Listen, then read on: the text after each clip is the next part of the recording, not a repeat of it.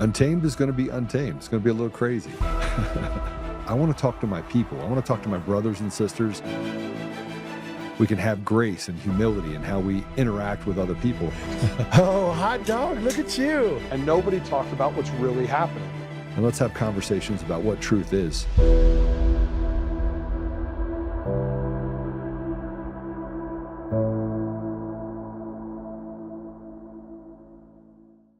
Well, hello.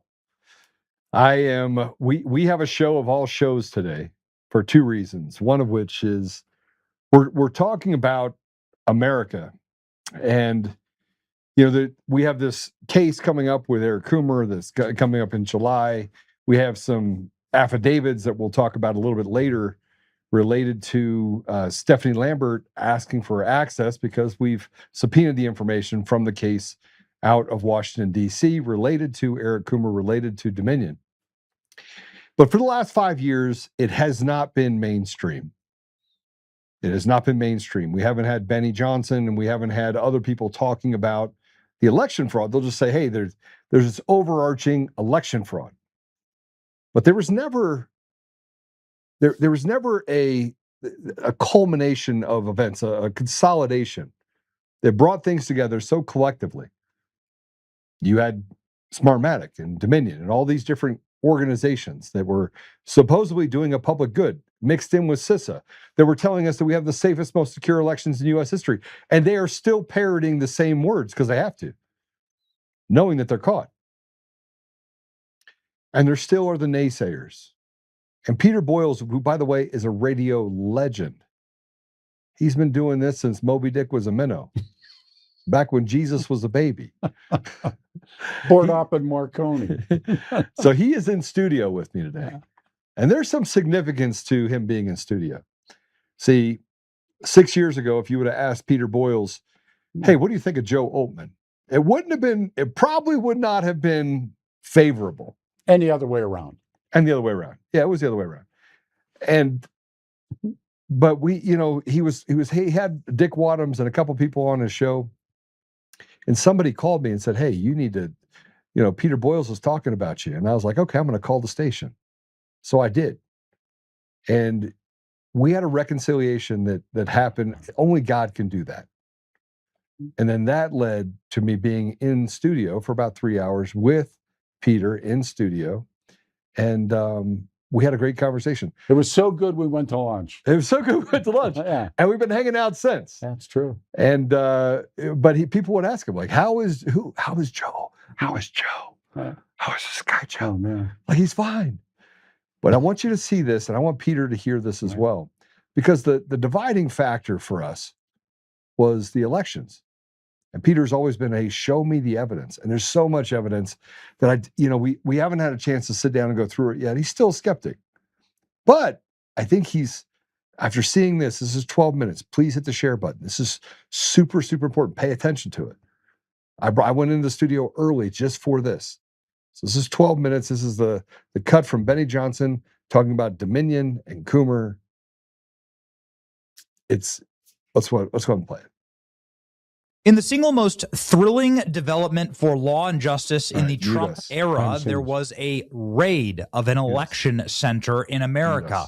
There you go. Good. This is the Fulton County Election Center, and Tulsi Gabbard was on hand to raid it and to seize all of the boxes of votes. And the bloody irony here is that they wouldn't have had any of these records if they hadn't prosecuted Donald Trump. They actually had to keep their election records from 2020. These ballots had never been inspected, and they are now in the possession of the FBI. Donald Trump, soon after this raid, said, we got him, we caught him red-handed, and it's over. Tulsi Gabbard was seen very mysteriously on the phone after reviewing the evidence. Who was she talking to? President Trump, obviously. And what did she say to President Trump when he asked about election fraud? I've got a long list of things that we're investigating. We have the best of the best going after this. Election integrity being one of them. We have evidence of how these electronic voting systems have been vulnerable to hackers for a very long time. And vulnerable to exploitation to manipulate the results of the votes being cast. which further drives forward your mandate to bring about paper ballots across the country so that voters can have faith. Oh, okay. Let's go ahead and review there very quickly. So the electronic voting machines are able to be exploited because they're connected to the internet. Anybody from anywhere can just change the numbers. You ever wonder why in these close elections, especially in South America, but in the 2020 election, that it's always 51 to 49? It's always the exact same percentages. When they wanted to rig the Senate elections in Georgia, 51 to 49. Both races. Let's just go with both races. Same thing in Arizona.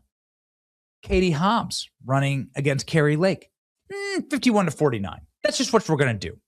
And it's the same thing with Spencer Pratt. It's always the same with these voter machines. It's like an algorithm that they just punch the numbers in that they want, and then they get them. Obviously, that mixed with unlimited mail-in ballots. This is the best headline. Had me howling yesterday. Trump DOJ struggles to show widespread voter fraud. Just teeny spread voter fraud. Just little spread voter fraud. Not widespread, mini spread. Look at this. Voter fraud in every state. Voter fraud everywhere. It's so egregious. The Patterson City Council president, who's now in prison, and his refrigerator dump of a wife were just seen going mailbox to mailbox, plucking out mail-in ballots.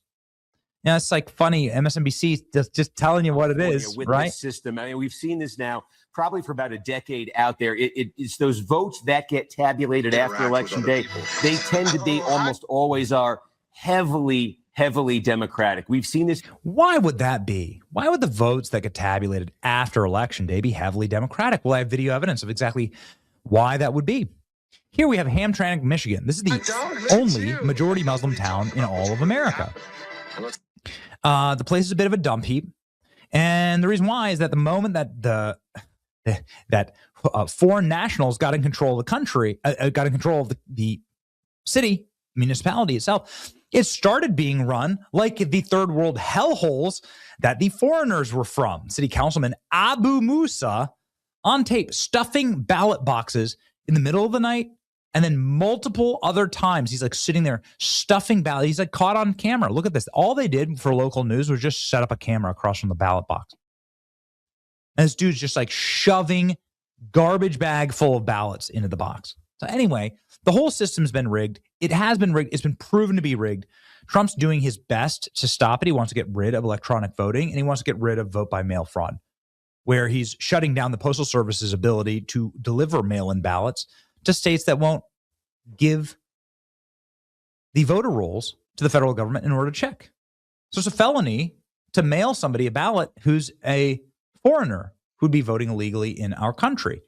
So the post office, it's a genius move. Post office is just saying, no, we're not gonna do that. We're not gonna engage in a felony.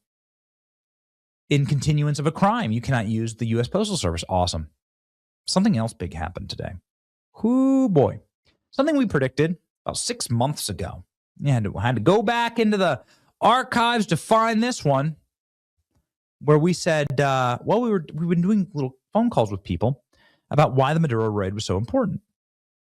And they told us something that shocked us.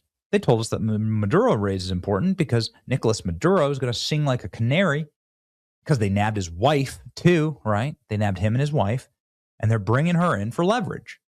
Nicolas Maduro was part of the regime that ran the Dominion voting systems and Smartmatic systems. Those are Venezuelan companies that were created in Venezuela in order to rig elections. And that's what they ended up doing. And that the more pressure that is applied to Nicolas Maduro, the more he's going to sing about how elections get rigged. And he knows where all the bodies are buried. And that's what we were told 6 months ago. And boy, howdy, President Trump, as soon as Maduro was black-bagged, started posting about Dominion voting systems, how corrupt they were, how they can switch votes. And now, what would you look at that? Dominion voting has dropped its 2020 election lawsuit against Mike Lindell. Wait a second. Aren't these the career-ending, life-ending lawsuits that bankrupted Rudy Giuliani and that Fox News spent $770 million on settling, and Newsmax spent untold millions on settling as well? And now Dominion straight up dropping their lawsuits against Mike Lindell, who actually fought back. And it dropped. The parties have agreed to confidentially settle this matter. Well, what does that mean? Mike Lindell said that this means that I win and they lost. Dominion Voting Systems dropped its 2020 election lawsuits against Mike Lindell, settling being reached between the parties. A brief document filed on Monday. The plaintiffs and Dominion Voting Systems, by through their representatives, undersigned counsel, hereby stipulate and agree pursuant federal rule dismissal of the claims. Each party will bear its own attorney fees and costs. Dominion ends lengthy legal battle against Mike Lindell. Ooh. Dominion sued Lindell for $1.3 billion in February 2021. It's now 2026, and he won. Lindell won. Incredible, ladies and gentlemen. Dominion agrees to dismiss it. 5-year-long, 800-page report. Evidence of fraud from Dominion machines will be released today. The voting machine companies are falling like dominoes. This is why I fought every single day for election integrity. I'm telling you, I just know too many people inside of the Trump administration that worked specifically on this question of how are they rigging the vote with electronic machines. And when the story is fully told about what they did and how they did it, it will break America's brains. I think I know probably 1% of what actually happened, but it is worth every bit of a Tom Clancy level, Tom Cruise, Mission Impossible, foreign espionage, spies, space. It's crazy. It's like a Bond film. Dominion Voting System drops lawsuit against Mike Lindell. It looks like the new director of national intelligence is on to something here. Dominion Voting System has dropped it. Fox News settled for nearly $800 million just for questioning it. That's insane. I mean, who's that sensitive? So here comes a couple of things. And if you connect the dots here, you'll realize exactly how bad, how down bad these guys are. Ex-Dominion Voting Systems executive Eric Coomer admitted under oath in a deposition that the voting equipment adjudication software and source code was being shared with foreign nationals. They could remotely troubleshoot Dominion systems. So foreign nationals could intervene in the U.S. election. This contradicts years of Dominion denials of foreign involvement in U.S. election. Ooh, what's gonna happen next? Significant findings from the new 800-page Dominion documents of the stolen election. Ballots exceed voters in 3 decisive states. What? In Michigan, there were more ballots than voters, according to this document. Nearly 500,000 more ballots than voters. Pennsylvania, more ballots than voters. Fulton County, more ballots than voters. Ooh, is that what they're going to find? Each discrepancy independently exceeds the state's margin of victory. Public Legal Interest Foundation documented that Pennsylvania distributed approximately 3.1 million mail-in ballots in 2020, and that 400,000 of those ballots were classified as unknown, meaning election officials had no record of what happened to them, where they were returned, not returned, counted, or discarded. Oh, very bad. Look at that. So is that how they did it? A mix of mail-in ballots and Dominion machines? New Dominion report confirms internet connectivity. Voter systems were not air-gapped like they claim to be. Voting systems also operated outside of these certified configurations in Michigan, Arizona, Georgia, Colorado, Pennsylvania, and Wisconsin. Remember those states? On election night 2020, those are all the states that told you they had to close up shop and stop counting, right? Amazing. Way outside of the ballot error rate. Bad news, man. The machines were built and sold with internet connectivity, and everyone will tell you that is the kiss of death here. Seems to be long classified. Newsmax and Fox settled. I hope Fox and Newsmax file motions to get their money back. They were hustled by liberal media and by courts accepting frivolous lawsuits. It's true. You have every right to question an election. You have every right to. It's our country, after all. Not some Venezuelan software company's country. This was the level of tyranny that they brought us under Biden. Fox News should have never caved. Dominion knows that they cheated and didn't want to get into Discovery with Mike Lindell. Nobody ever went to Discovery. Isn't that interesting?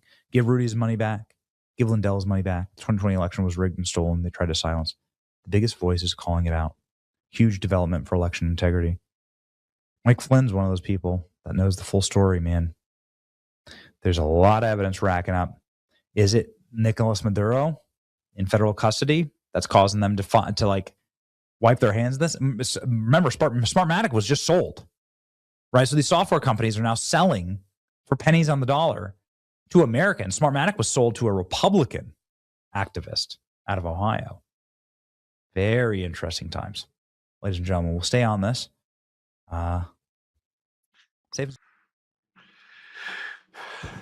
Okay, Peter. Do you really want to do this? Do you really want to do this? I want to do this part. Okay. All right. The 800-page report is accompanied by 4 other reports. So just so you know, we're not just talking about one report. We're not talking about one set of information, one set of details. He mistakenly said, by the way, are we live? Did you make sure we unmuted us? I think we're good. Put up the comments if you would on the deal. I wanted to make sure that people could hear us. We've done that before. I'd go in like 5 minutes. People were like, we can't hear you. So I just want to make sure that we're not missing this. So we have the 4 reports out of Mesa County. We have the Maricopa County report. We have the reports out of Pennsylvania. We have the narrative that the media has been told that there's no evidence. You haven't been able to produce any evidence. And I sat down with you, and your guy at the radio station I was a candidate for governor, which you were a legitimate guest. I was a legitimate guest. Yes. And but you can't come back. But I can't come back. I can't come back. And that's not an uncommon thing. It's not an uncommon thing for people to say I can't come back. Although I'm very good for ratings. I mean, I will tell you, I'm very good for ratings. But I've fought this battle for 6 years. I'm a system architect. You've seen my equipment, right? You've seen. I'm impressed the way that we operate, and I'm not crazy. It's not like I woke up one day and I was like, oh, I'm a nutball. No, you're crazy as hell, but we both are. Yeah. I accept it. There's good and bad crazy. But I mean, I believe in the truth so wholeheartedly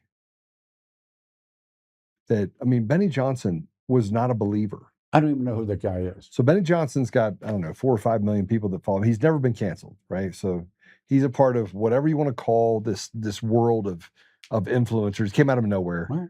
And, but it's never been canceled. Always walked the line. And he got some things wrong there. It was Dominion that sold to Liberty Vote, not Smartmatic. Smartmatic is under a federal indictment and the Lindell thing wasn't that what he said. And well, no, Lindell, the case for $1.3 billion.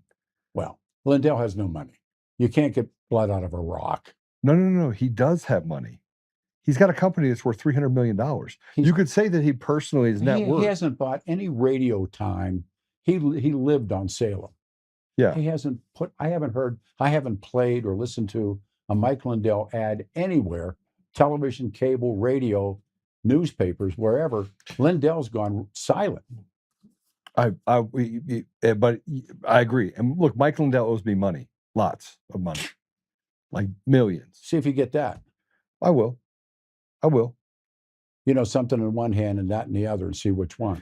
Yeah, so I think this is the thing is that I'm not telling you that Mike Lindell is a purveyor of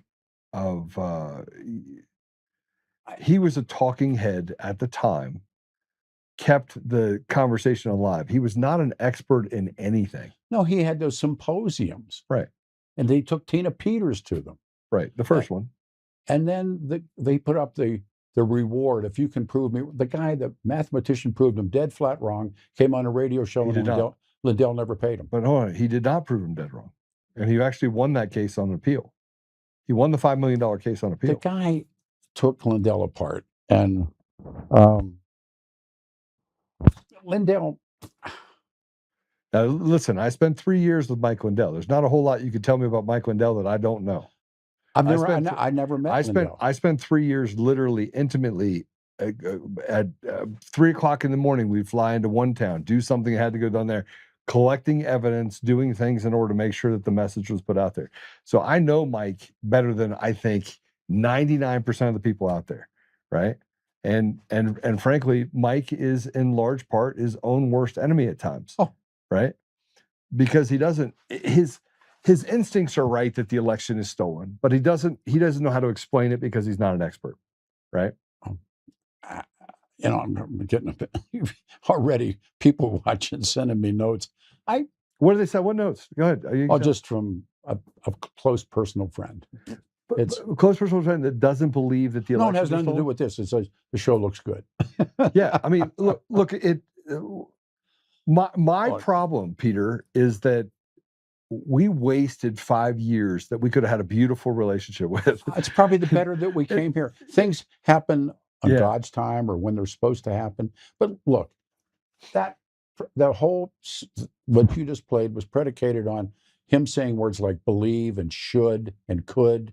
Those are, as a guy that went through all that experience in graduate school and everything, those are nice words, but they're not hard. What happened in that night in Arizona and those kinds of things, Rupert Murdoch settled. Rupert Murdoch, well, he mentioned, and it wasn't really Fox that settled. It was Rupert Murdoch that settled. It was actually the private equity firm that settled. That is a large shareholder of both Dominion and in Fox. In the Delaware court, Rupert Murdoch, who actually talked about it afterward, and they paid $837 million, $787 million, whatever the number. Yeah.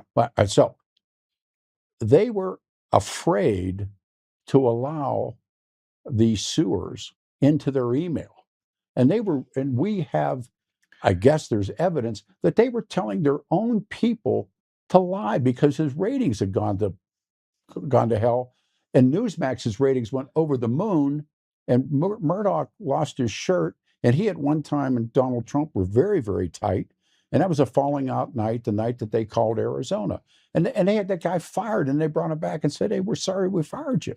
Hold on a second. So I lived this life. I know. I've lived this life. And I know more about the last 6 years related to the election stuff in my brain than most people could fathom, because I've had to see it all, touch it all, engage in all of it. So with that said, they had the discovery. Fox turned over everything. Dominion turned over everything. The evidence inside of the Dominion locker that I've got access to, just the information they had would have been enough to exonerate Fox News. Then why didn't they bring you in? Well, remember, so let's go back in history and talk about the legal experts that said you can't actually get $787 million for a company that never ever even would have made $787 million if it existed for 100 years. But that's just what happened with Lindell, and they dropped the case. No, these guys looked at Lindell. Lindell, they said, we can't get money out of this. It was a flamboyant $1.3 billion. It was meant to have a chilling effect. And let me just, I'm going to say this again. I'm going to say it for the people in the back of the room. Right. If Dominion Voting Systems was legitimate, if they were legitimate at going after Mike Lindell for $1.3 billion, I would have been the first person they sued. But you know who didn't sue me? Dominion Voting Systems. But the absence of something doesn't make it true. Lindell came to Colorado. Lindell, and I was astounded the kinds of things that Lindell said. As a reader and as a history buff, there have been stolen elections in this country. Bro, the elections have not been stolen since probably early 2000s. Well, they're fraudulent in all 50 states. Kennedy Nixon was the case study. Bro, I'm telling you right now, all 50 states, every one of the machines, all based on the same system, they're all fraudulent. The outcome and the people that represent us at every level, Democrat and Republican, they can steal elections at will. Belief and knowledge are... This is knowledge. This isn't belief. It's belief. No, it's not. Look, there's a study of something called epistemology, which is the study of knowledge. How do we know what we know versus what we believe? And what you just did was make an epistemological leap of faith. This guy that we just showed was all epistemological leaps of faith. You have to go in and, like I said, Lyndon Johnson, who was known as Landslide Lyndon, you can prove that that was a lift.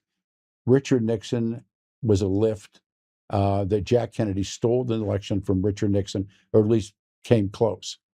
Those were ballot days. Look, I voted for the first time with my dad. We went, took me, I want that day back. I want what you want. I want a voting day. Brother. I want ID to vote. I think all this stuff, but I know this much, that there's a way that these people can collect, they can harvest, they can do those things with ballots. No, the machines are doing all of it. The machines, look, we found a separate database of votes inside the system. They left all the records intact for the 2018, 2016, and they deleted and made unavailable and corrupted files from 2020, 2022, 2024, and then changed the law so you can't get access to it. How did Donald Trump win that last election? Because they had to take his chess pieces off the table. They had to take it. He can only run one more time. They stole every election around him. They hate Donald Trump so bad, and they hated him more the second time than they did the first time. Look, Peter, and how did he beat Hillary Clinton? Do you remember the whole thing with Hillary Clinton? More than you know. Okay, so let's go back to it. Let's go back to 2016, because this could be really fascinating. All right. First of all, fix my video, Ray, so I can sit up a little bit and not feel like I'm. I mean, if it's a rig, why didn't they burn down Hillary Clinton? Why didn't they burn down Donald Trump when he ran against Hillary Clinton? I could tell you why. All right. 100%. All right. The system is designed to have what's called PID controllers. It's basically a fixed outcome. That's why you have Spanberger in Virginia won at 50.7%, 50.8%. Every election, it's like 50% or 51%. You had the 2 runoff elections in Georgia. I predicted the outcome of the Georgia runoff election. I predicted that literally before the election happened. Hold on. Because you asked what happened in 2016, all right? They anticipate a certain amount of Democrats that are going to move over, okay? And when you have to inject ballots, all right, let's just do it this way. If you have 7 ballots and you have 3 ballots, and you have 7 ballots for President Trump and 3 ballots for Hillary Clinton, it's 70-30, right? No, what I'm on. saying, no, okay, all right. I need to take you through this because this is the science. Just tell me, and five, and but see, that's how did he Peter, beat Hillary Clinton? Because the defection rate of Democrats to President Trump, not trusting either candidate, but trusting him, was so overwhelming that they did cheat in the election. They did cheat in the election by massive numbers in massive states, but they didn't cheat enough. And here's how I know that happened, right? And I went back and looked at all the cast vote records in 6 states, or excuse me, 6 precincts in 4 states, and I proved this mathematically. I sat down with Ed Solomon, we walked through it, we built out diagrams that mathematically prove that the impossible happened in 2016, and it happened again in 2020. Let me, hold on, because this is important. If you have 7 votes for Trump and 3 votes for Hillary, that is a 70-30. Now I'm going to eject, I'm not going to just inject ballots for Hillary Clinton, I'm going to inject those ballots for Donald Trump too, okay? Hold on, I'm going to inject 1,000 ballots in for Trump. I'm going to inject 1,000 ballots in for Hillary Clinton. Now I have 1,007 and I have 1,003. Is it still 70-30? I can't do math and I can't do marriage. I'm telling you, I'm talking about the reality of what, there's a wonderful book that I would urge you and everybody watching. The book is called Shattered. Mm-hmm. And I know these guys. I met them, spent a lot of time with them. They started out to write a book about the glass ceiling and how Hillary Clinton was going to shatter it. Mm-hmm. And they got into Pennsylvania and they got into Indiana and they got into Wisconsin. And they met these Democrats, these men who had been Democrats all their lives. Mm-hmm. And they said, look around us. And they said, we backed you up. We voted for you. We supported you. And now you're calling us racist and you're calling us all these things. And my son's got a drug habit and a Costco closed and boom, boom, boom. And you know what they did? They voted for Trump. I was in the Trump convention in Cleveland and with Chuck Bonnewell, myself and Mark Crowley. And we're walking around. This is again, my firsthand. I grew up in Western Pennsylvania with kids whose dads were coal miners. Honest to God, Joe, here comes two for real. They got the hard hats on, the lamps, the lights, stickers on them. They're coal miners. And they got the double knit suits on, and they're walking the edge. And I walked over to them, and I said, what's a couple of coal miners, Democrats, John L. Lewis. I said, what do you guys? And they said, we're here for Trump. And I said, why? And they said, because Hillary's going to stop coal mining altogether. Yeah, but hold on a second. But Colorado, though, was a state that went to who? Who did what happened in Colorado? Well, the Colorado delegation walked out on Trump. I was there when they did it. Because they were for who? I don't know who the hell they were for. Cruz. Well, They're here for Cruz, Ted Cruz. But they walked out. I watched them. They deny walking out now, by the way. The Democrats and don't the they deny Republicans. walking out? Let me finish Yeah, up. they do. Yeah, yeah. Let me finish up. For sure. That night, Hillary Clinton, they're in the Javits Center, and Podesta's her spokesperson. And the Saudi Arabians have given her a gift that's a pixel television as big as your backdrop. And she's drunk. She's on her ass. And she's arguing with her husband. Her husband's yelling at her about stuff. And they had given her a cake. This is eyewitness stuff. Congratulations, Mrs. President. She picks up the cake and hucks it into the big screen that the Saudis had given her. And her spokesperson was, she was not going to call Trump and say, you won. She was not going to give it up. And she effing lost. And as Barack Obama made the phone call and told her, Hillary, you got to call him. And she's drunk and she called Trump.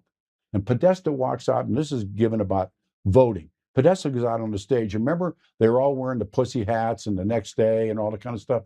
I was there. She was too drunk to come out on the stage. She was too cooked to come out on the stage. And Podesta said, we're going to fight on through the night. She had already said to Donald Trump, you won, you bastard. And so they did all this stuff, but he beat her. He legitimately, hands down, beat her.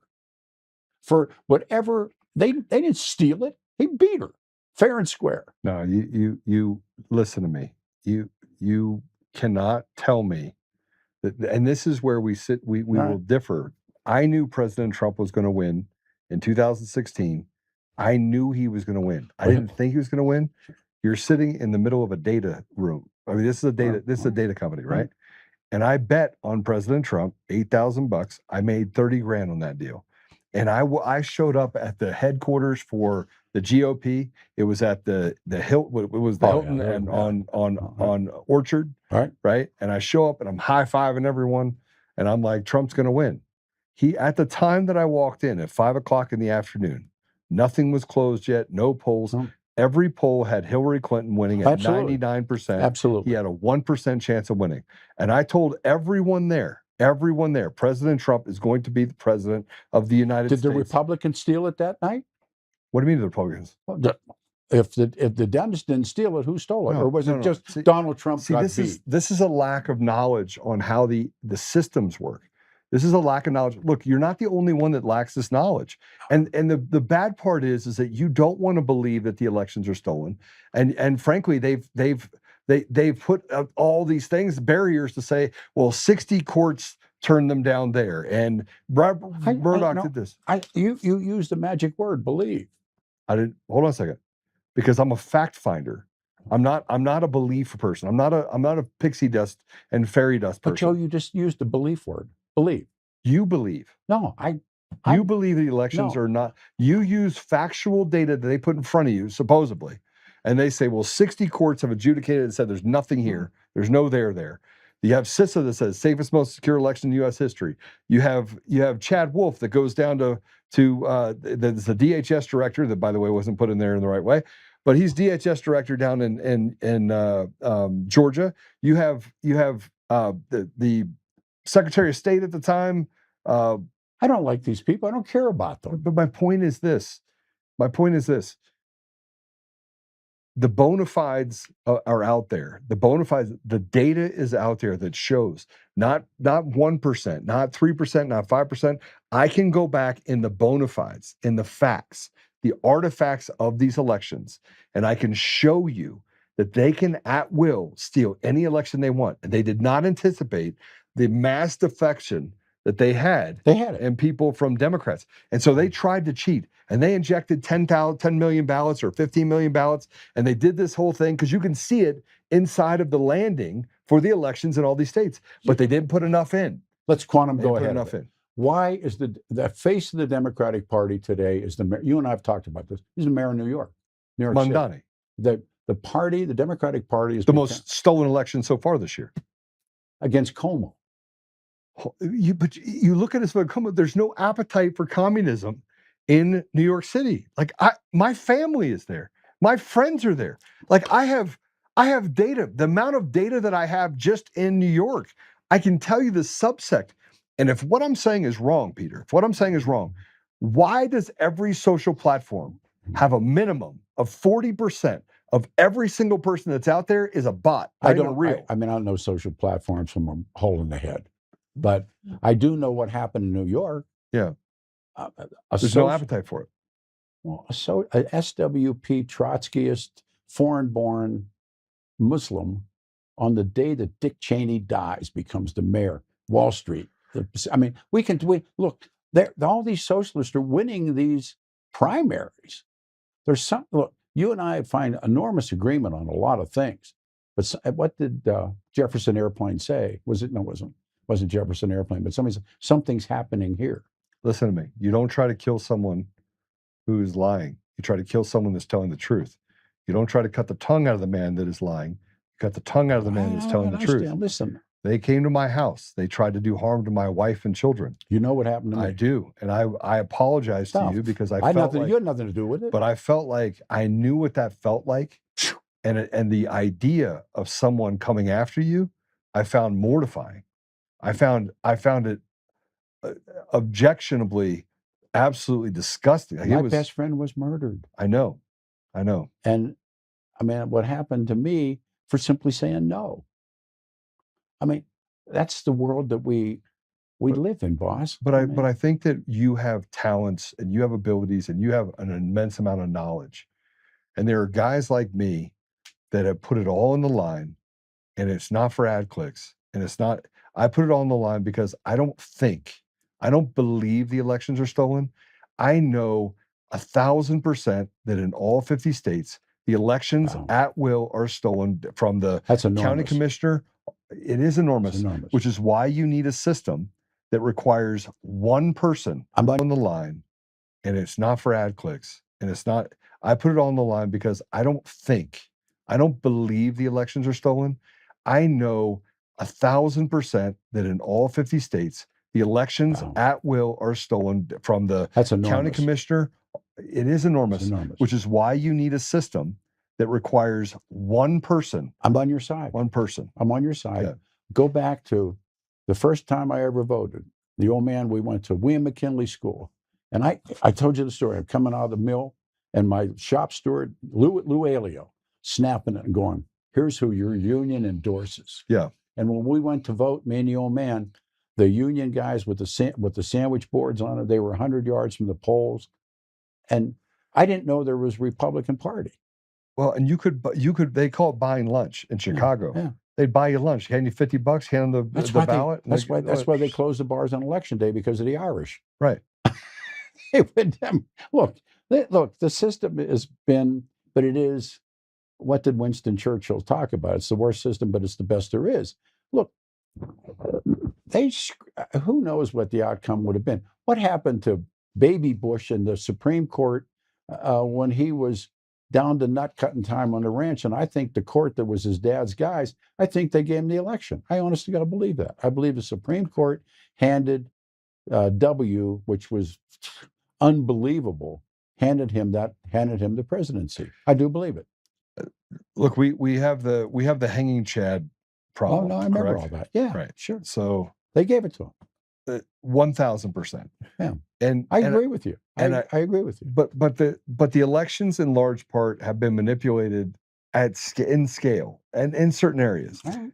But it did not become so pervasive until you had the USPS that got involved. You had the CIA that was able to infiltrate all of the social platforms, the media. The number of people that worked for the CIA that then went to work for media companies and or social platforms went up dramatically in 2004. In 2004, dramatically. And I'm talking 7, 8, 9, 10, 15, 20% of the people that are hired were analysts or work for the CIA that now work in the media. I hate they call it the company, the CIA. Right. Legacy of Ashes is a book. If anybody hasn't read it, wants to sit down and spend 3 weeks reading a book, read what the CIA did. I mean, they're horrible people, what they did. John Foster Dulles' brother, Alan, was the man. I mean, those guys, Ray Donovan, not Ray Donovan, what was Donovan's first name? Wild Bill Donovan. Yeah. He was a CMH guy, First World War.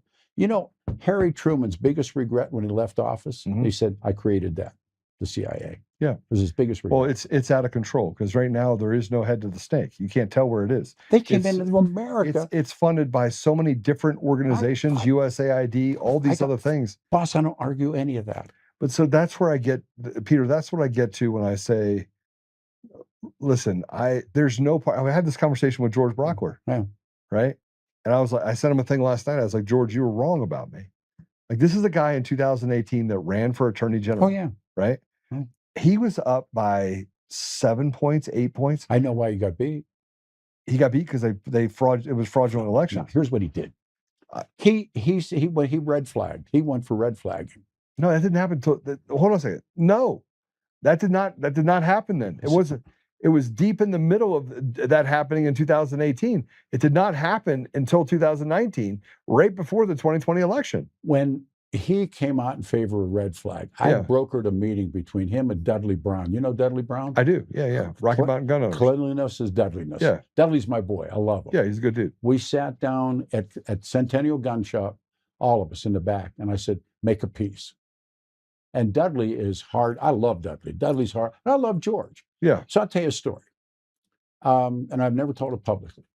We're at. Well, you're telling it very publicly now. No. This is a true story. And so we're at the. They used to do that big conservative thing downtown, and they bring the radio show, and I have to do it. So the Meekum auctions here, and you and me in cars. I mean, bikes and stuff. So I know the guys at Meekum. They actually let me call a segment, to sit in a chair and call a segment. And a 1957 black Chevy convertible with red interior and a Continental kit and full all the way to curb white walls. This is my highlight. Came across the block, and they do a whole segment on the internet. I didn't do the cable. I did the internet. And the guy said, what do you think, Peter? I said, if I'd have had that at 16, I'd be a father at 17. You know? So but before I go, they came over to me and said, would you introduce George? Go introduce George. True story. And Brockler, I've never told a story, but it's true. They give me a handheld and George a handheld. And I said, put the mic behind your back. We're backstage. I said, go out there and say you're opposed to, you were wrong. You're against red flagging. And we both had our mics off. And over in the corner was Walker Stapleton. Walker. No. He was memorizing his ad libs. Yeah. And so question. I said, and I love Brockler. I think George hung the moon. No, George is a good man. So I said, George, go out there and pull back on red flagging because it's going to get you beat. We went out, he wouldn't do it. And I introduced him and I said, mics are hot. And he spoke, he was funny. And we went back and I gave the guy back his mic and I went to meet him. But he had a chance and he knows it. And I said, George, go out and relinquish it. And he didn't do it. And had he gone against red flagging, I think he would have had a shot. But I mean, when Dudley Brown and his guys are against you, Dudley, I mean, remember Hey, look, him and I got sideways. I got tied sideways with a guy, Tyler, that worked for him. Well, I was at an event, and Tyler, who then got booted. They got in everybody's face. He got in my face, and I was like, man, we can go outside right now. Yeah, I know. And Tyler backed down. He's a big guy. Yeah, he backed down because I was like, we can play anytime you want to play. Right. My famous line was, "You looking for a dance partner?" No, I mean, look, I'll be your Huckleberry. I'm too old. I'm not. But that's a true story about Brockler, and I've never told it because I'm telling you. But listen, he was up 7 points, 8 points going into the night. I had him swiftly beating Weasel Weiser. Swiftly. This was the election before that. No, this was the election. I know. Weiser ran. I know, but it was red flagging that burned him down. But I think it was. Yeah, well, he's talking about the parish deal that happened in Douglas County, where Yes, Parrish was that horrible right. New Year's morning. And Parrish was directly tied to the sheriff in Douglas County, and it caused a whole lot of friction. I know the story better than And look, I used to meet with those guys all the time because you had DCF, right? Yeah. So we'd have these conversations. But there's this lipstick on pigs, so to speak. People saying that they're Republicans and they stand up for the Constitution. They weren't. I mean, I lived a lot. I mean, I knew the players. You knew I didn't know you, but I knew the players, Yeah. and they come. But I was a behind the scenes guy. Like I wasn't in the front of the scenes.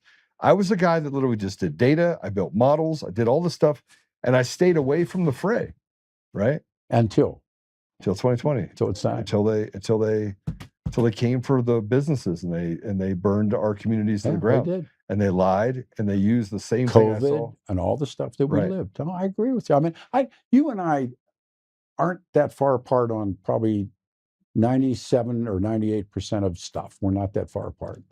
I know that if I sat down with you and showed you the election fraud stuff, the bad part about doing that with you is that it would crash a few things for you because of the relationships you have in other areas. But I'm just telling you, as God is my witness, and I know He is my witness, as He is my witness, I do not have a belief that the elections are stolen at every level.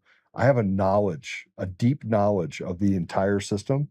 And I know fundamentally that they can pick and choose winners and losers, that they have created themselves in such an area where they consider themselves to be gods, lowercase g, that they can influence the outcome of anything that they want. They can steal whatever they want. They can rob whatever they want. And they've been doing it for a long time using harvesting and everything else. Now they don't have to. Now they can make the election look smooth. What's going to happen? What's going to happen in the next election? President Trump's going to get rid of mail-in ballots, and he's going to make it so that the SAVE Act gets passed. And if it doesn't, I hope he's right. I hope he does it. Look, there's no appetite for Democrats, Republicans, or independents for what we're seeing right now. It's a false narrative. The Kyle Clarks of the world, the liars, the Antifa Clarks of the world, those guys don't stand a chance of surviving this on either side because there's no appetite for Marshalls and the Kyle Clarks there's just no appetite. You and I, we can transition into what happened in radio this last 60 hours. But Clark, to his credit, is a ratings getter. Ratings are money. He doesn't have ratings though. He's a one. You watch what happens when this marriage of 9 and 2 and everything comes together. They're going to have 3 newsrooms. They never renewed his contract. Kyle's gone, and nobody's unhappy about it. I think he's worried. That guy's been in Denver for a decade. Yeah. And I have more people that follow me and watch my show in a day than watch him in an entire month. But that's the conversation we had before the cameras went on. Yeah. Well, why? They've canceled me from every platform, and I still have more people to follow me. What I'm saying to you is I can't say who I had breakfast with this morning, but a player. Yeah. And they shot iHeartMedia across the United States in the last 60 hours. Or 200 people. I thought it was 250, but okay. Yeah. But they shot him out of the saddle. Yeah. One of our friends, talented people, Ryan Schuling. Uncle Nasty, Brett Saunders, Denise Plant. Denise Plant's the nicest woman that ever walked the earth. Gone. Brett. Saunders did mornings. He was my intern. He did mornings for 29 years. Yeah. On KBC. Well known. Didn't matter. So it's but burning. They kept Ross Kaminsky. That guy is like a talentless, empty shell. But they burned but they burned guys down. I know what they did because my mentor and my dearest friend, and I won't name, but everybody can. He quit the job because they would fly him into New York. They'd call him and say, "Come to New York tomorrow morning." Yeah. And they'd bring his number 1. He'd go to New York, and they'd hand him a piece of paper with names and salaries. Go home and fire these people. And he couldn't do it. And so he retired. He couldn't. And I witnessed taking single moms. They would take them who did the log, and you can hear them crying. And I had my guy with me. Come on, we got a business here. Let's go. Get out of here. And because that was what they were doing. Yeah. It's X's and O's, and the decisions were made in San Antonio. They weren't made here. They're made in New York City Right. now. Yeah. Oh, are they? I thought it was San Antonio. Well, no, so it's where the money market, where the stock is. It has to be a performance stock now. It isn't a radio show anymore. But the problem is that they've made themselves a little bit obsolete by the fact that they're top heavy. If you kill your talent, what are you going to sell? And so who knows what Monday morning on KHOW is going to be, but it's going to be syndicated. Well, and it's syndicated, and frankly, there's no appetite for local, which is why we have some pretty neat stuff to work on. We're going to take a quick commercial break. Really quick, 2 minutes. We'll be right back. And when we come back, we're going to talk about what's happened with iHeart and what's happening with the market. Because I think that, Peter, you've been in this business a long time. Too long. And and we're going to do it again. Right. We're going to do it again. Round the world and going again. We're going to do this again. We'll do a commercial break. And when we come back, we got lots of stuff to discuss.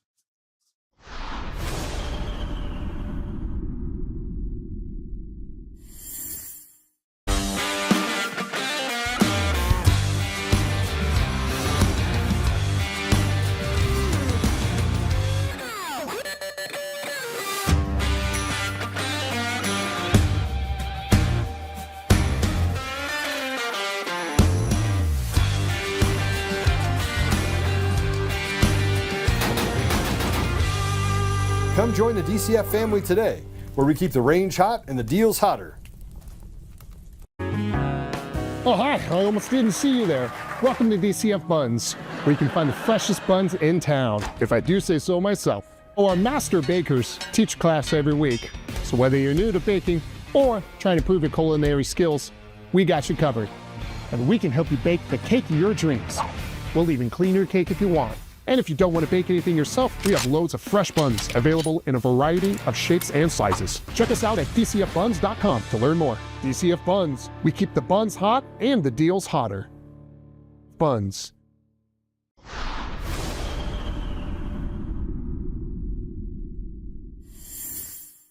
Okay, sorry about that. Quick break.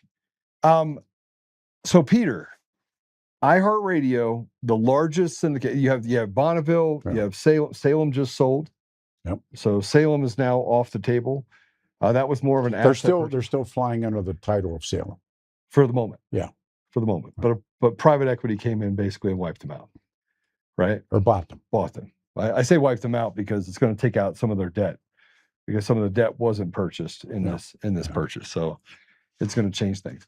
But took it private. Took it from publicly traded entity to a private entity and absorbed some of the debt, but not all of it. And some people would advance on notice and they made some money on it. Yeah, quite a bit actually. Indeed. Yeah, so I think the stock shot up to like $3 or something. Yes, it did. Yeah. Yes, it did. Yeah. You knew something had to happen, but they had already spun off some of the stuff that they do on the marketing side. They sold their music stations, and I witnessed some of that. But Bonneville is owned by the Mormon Church. Indeed. And then you have iHeartRadio, which is publicly traded, has gone through bankruptcy now twice in the last 2 decades. A huge debt load. Yeah, and they were able to basically restructure a lot of that debt in 2015. Yep. And then they survived it. They survived this kind of bloodletting and restructured it. And they keep restructuring the restructure to restructure the restructure, and not adapting. They adapt to doing digital media. Same thing that Salem does. It's almost a kiss of death when you push over and say, okay, I'm going to do programmatic stuff over here, and I'm going to try to still stay relevant in radio, but not adopt the radio stations to the same format that we do here, which is video, audio, big choices, right? I could run that company so much better than they did. But iHeart now is through this is another bloodletting. This is probably the third time in the last 6 years. I've dubbed it a purge. But they kept around some non-talented people like Kaminsky. But they got rid of a lot of it. I mean, I think and not that I can second guess those jokers, but when you get rid of a Brett Saunders, or Denise Plant, and they're non-political. I mean, they're jocks, and there's a lot going on. I mean, but across the country, since I'm reading the trades, they shot people. Guys who were on the air for 30 years in Allentown. They shot them, took them out and shot them. Give them a cigarette and a blindfold, put them up on the roof. That's it. And they think that they're going to be able to use the asset for syndicated content. I don't know what they think they're going to do. That doesn't even make any It sense. makes no sense. Right. Let me tell you, after billions of years in this business, Tip O'Neill said, all politics is local. Yeah. All talk radio is local. Yeah. Okay. And so now you put a national, look, the only syndicated guy that ever scored and made money was Limbaugh. The rest of them are fillers. I don't have to pay you $125,000 to do the show. I get this guy, he's in 17 markets. I get spots to sell. And so that's what they did. Well, they prop people up that are really not that talented. But Limbaugh was talented, and he was smart, and he was educated. He was educated and not just book educated. He was educated. He was a disc jockey. Absolutely. His name was Jeff Christie when he jocked. Really? He jocked in Pittsburgh, got fired 2 times. I mean, he was us. Yeah, I have a dear friend that you and I both know that got canned. And I said, Sammy, when Sammy Gravano ratted out John Gotti said, I told you, never trust nobody that ain't been to prison. Sammy never been to prison. Right. I tell people in radio, don't ever trust anybody in radio who hadn't been fired. And I've been fired a bunch of times and a couple of times get punched out, but it's okay. Well, you also caused your own pain. But we're a head coach. No, of course I did. But you picked fights too, just to see if it was going to see what they somewhere. got. See what you got. but you. That's what keeps the excitement in radio. Right. Right. That people tune in to see. Is radio dead? If it's not, it's on life support. I'm sitting forward now talking. I grieve this. I mean, I love this business. It's been so good to me. I mean, it got me out of where I was to, I was with my children on Father's Day. I said, everything that I get from radio. I love this business. I can't tell you how I feel about what I'm watching. I'm watching a clinical, systematic assassination of what once was everything. And I don't know I don't know what's going to happen to the business. The people who run the business today are money market guys. They're not the bean counters. They're not Lee Larson. They're not, these guys that really I revered, and the guys that they really were broadcasters. Yeah. They're, and not put this guy on the air and just, and is it over? And Cat Ballou was one of my favorite films. Yeah. And they bring in Kid Shalene, played by Lee Marvin. And he tells him he gets drunk, and he's got Frankie Ballou, and he's got drunk, but his gun's moving real fast, and he's become the gunfighter again. And he goes, it's all over in Dodge. Yeah. And he does that whole thing, the soliloquy about what were these cattle towns. And it's all over at KOA. It's all over at KHOW. Yeah. It is a shadow of its former self. Like, you go up in iHeart, I would go up there to do interviews, and I'd walk in and I'm like, wow, this just it's dead. I told you. Even the sales side is dead. When I worked there, we had 5 floors, including the basement. Now they're on 2. A wonderful woman named Jessica Farias is running it. I love her. I adore her. But she was out of town when they shot these guys. She didn't know? I love her. She's a really, really, really good woman. She's a great understander of this business. But it's all in. This is the guys on Long Island. This is the guys who are building homes in the Hamptons and sending their children to Europe for the summer. They're the ones calling the shots. Well, all right. So iHeart in Denver, you have Bonneville still in Denver, and Colorado Springs. They're going to have the Broncos, I think. Bonneville will be. Bonneville will? Yeah, that's an FM though. So, but is it single syndication, or do you think they're going to go to more of a syndicated model where you have, buy your own time? Well, I mean, if you look at the Avs and the Nuggets and they have people they're going to own their own. You watch the Waltons; they'll own their own. Yeah, they will. they'll take them out. They have the money. They will own a stick. They will somehow find a way on the internet, and they'll do somehow find a way. Yeah. I think they. No, I'm serious. I mean, you got Anschutz that puts out the Gazette, which is total watch these guys garbage. That doesn't matter. I mean, that's the part of it that it's like the theory when I got thrown out of there. I got shot. I got fired. But I popped what I did, and I own it, and I'm not okay. But then they thought, any monkey can climb the tree and get a banana, and it's not true. No, it's not true.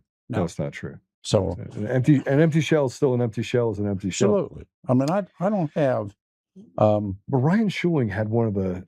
It's great. He had the best show. Look, but then they thought, any monkey can climb the tree and get a banana, and it's not true. No, it's not true. No, it's not true. So an empty shell is still an empty shell is an empty shell. Absolutely. I mean, I don't have. But Ryan Schuling had one of the. It's great. He had the best show. Look, I would be on his show, and Brockler would send me a text saying, "They say that you're fiery." That's an understatement. And I was like, "Well, I'm truthful though. You can't call me not truthful. I'm still truthful." So there's this group of people that have a problem that they don't want someone strong like Ryan who's not afraid. No, I think Ryan got zipped because it was money. I think it was. I mean, and I hope that that's the case. No, I think. I mean, he was the contrarian. Love him. He's like my godson. But how did they keep Ross Kaminsky then? How did they keep him? They make a decision that they're. Yeah, but these guys aren't. He has no talent, Coach. These guys aren't radio guys. These guys are money managers, many markets, and they make the calls. Here's a list. This guy makes $85,000 a year. Get rid of him. They don't care. Like. He really, I mean, when guys aren't taking calls and it's talk radio. Right. Yeah, but you have I mean, again, there's a certain portion of it that seems political in my view, because when you keep, like, I watch a few radio stations, like I listen to your show, right? It's a great show. 3 hours went by as if we were standing still. It's like, boom. And then we went to lunch. And we talked for another 3 hours. Yeah. Right? Well, my point is that even if you look at that, you're 50 years into the business or more. Indeed. And you've done some amazing things. You're going to go to the Hall of Fame. Yeah. Everyone in Colorado knows who you are, right? And I'd say that there's other people in other states that certainly know who you are. But when you look at the talent level, like there was a couple people that I got rid of that I was like, thank goodness. Like that person seriously does not have a lot of talent. But then I look at other people that they kept, and I mean, I'll take Ross as an example. Ryan Schuling was the 2025 Broadcaster of the Year. It was nearly unanimous that he was the guy. Every time I'm on a show, people ping me. It's my man. Right? He's my guy. I like him. I took the moment he was fired, he and I had lunch. I called him up and said, meet me. I bought him lunch. Because I knew, look, I got zipped more than once. But when I did what I did, and I had it coming, and I was supposed to meet, and it was one of the great all-time sports teams when Tom Tancredo and Mike Donovan were going to run for governor and lieutenant governor. And they asked me to meet them at Elway's for lunch. And I went in, I was sat on the curb outside Elway's, and I'd been taken out of a radio station. And for 18, 19 years I worked, I made them millions of dollars. We took the Ramseys on, we took everybody on, we took on the governor, we took everybody on. And you know what? I'm sitting there because a guy whose job I saved, went and ran up. Man, he hit me. If I hit you, you're going to hit me back. Right. That's how we grew up. Yeah, I mean, it's just the way it is. He hit me. All right. So it has changed, and we've been having a conversation. I saw guys punch it out in parking lots. I saw guys throw carts at each other. I saw guys holding the guys in headlock and hitting them and going in doing the newscast. I watched them bring in strippers in fur coats and light their copy on fire when they're reading the news. I saw that stuff. I mean, the strippers in fur coats, that'd be a good story. I saw guys looking for guys with guns in their pockets. I mean, I saw what radio was. Yeah. When guys delivered flowers that were dead when a guy had a bad show, or they would take guys and they'd call a guy's a hot jock, right? He's got a 12 or 14 or something in the morning. They'd have the fake call and offer him a job in New York. It was a lie. It was a con. They go, no, they make a whole deal. Come to New York. There's no job for him in New York. They got him out of the market. I mean, that's where the guys. I mean, they were like, we gave away cars. These guys win $1,000, and there's 5,000 radio stations involved in one phone call. We gave away cars. Me and Bob Lee gave away cars. I gave away cars on my show. That's it. 3 of them. Watch. That's not, now there's a contest. You can win $1,000, and what you don't know, it's an 800 number, and you're involved in 60 other radio shows. We gave away cruises. We gave away trips. We gave away be the first 10 people to call. We had pro wrestlers on the air. We did stuff. Why can't we get back to that basics? We can. I know, which is why I'm so excited to tell you guys that we're working on something really, really spectacular, and it's gonna be awesome. You think it's gonna be awesome?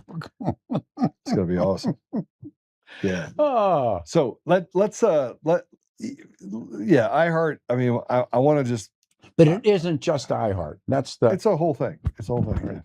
And one of the reasons why we've been able to survive the bloodletting of censorship is that we're everywhere. We're like a whack-a-mole. Every time we pop up somewhere else, or you're good, like a hemorrhoid. I mean, you're good, and you can make money. I mean, I've told you that great part of The Godfather, and the guy who's really playing Meyer Lansky, and he had that great moment. He said, always made his partners money. Hyman Roth. He said, Hyman Roth always made his partners money. If you can get in this business and make these people money, brother, man, that's what they care about. That's really all they care about. And now they have so much debt, and they've pulled so many con jobs. Even if you make them money, they're not making you money. They want to, what's happened to this business, a business that I love? What's happened to it? You see who's calling us? Tom Martino. Should we take it? Should we take the phone call? Yeah, let's take it. Put him on. Wait a second. Tommy, you hear me? Tommy. Let me see. That might be me. He's on the speaker. Tomas. Oh, yeah.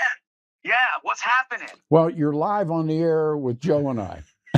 Okay. What's up, Tom? All right. This is a first. Can you hear Joe?